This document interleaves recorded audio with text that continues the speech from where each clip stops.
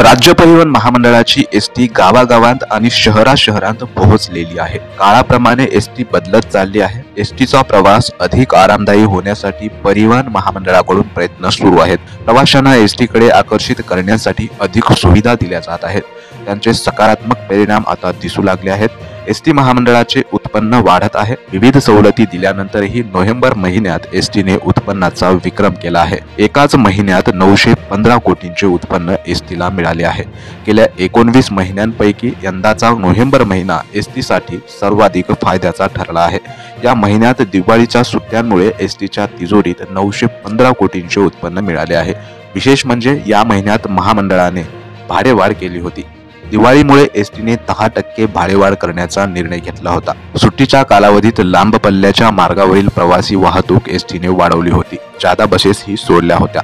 या काळात एसटीच्या ताफ्यात नव्या गाड्याही आल्या होत्या। यामुळे नोव्हेंबर महिन्यात एसटीचे रोजचे सरासरी उत्पन्न 30 कोटींपेक्षा जास्त झाले होते। एसटीने आता QR कोडची सुविधाही सुरू केली आहे। यामुळे खिशात पैसे नसतानाही एसटीने प्रवास करता येणार आहे। एसटी मध्ये सर्व महिलांना सर्व प्रकारच्या बसेसमध्ये 50% सूट दिली जाते। ज्येष्ठ नागरिकांना मोफत प्रवासाची सवलत दिली जाते।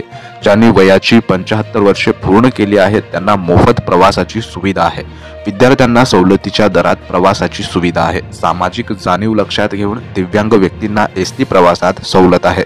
पत्रकारांनाही एसटी प्रवासात सवलत दिली जाते। विविध सवलती देऊनही एसटीचे उत्पन्नाचा विक्रमी टप्पा गाठला आहे। विशेष म्हणजे ज्येष्ठांना मोफत प्रवासाच्या या सवलती सर्व सेवांसोबतच शिवनेरी बसमध्ये देखील लागू असणार आहेत। यामुळे राज्यभरातील लाखो लोकांना फायदा झाला आहे। मंडळी, या बातमीबद्दल तुम्हाला काय वाटते कमेंटमध्ये नक्की कळवा। एसटी महामंडळाच्या चॅनलवर नवीन असाल तर सगळ्यांनी एकदा जरूर चॅनल सबस्क्राइब करा। धन्यवाद।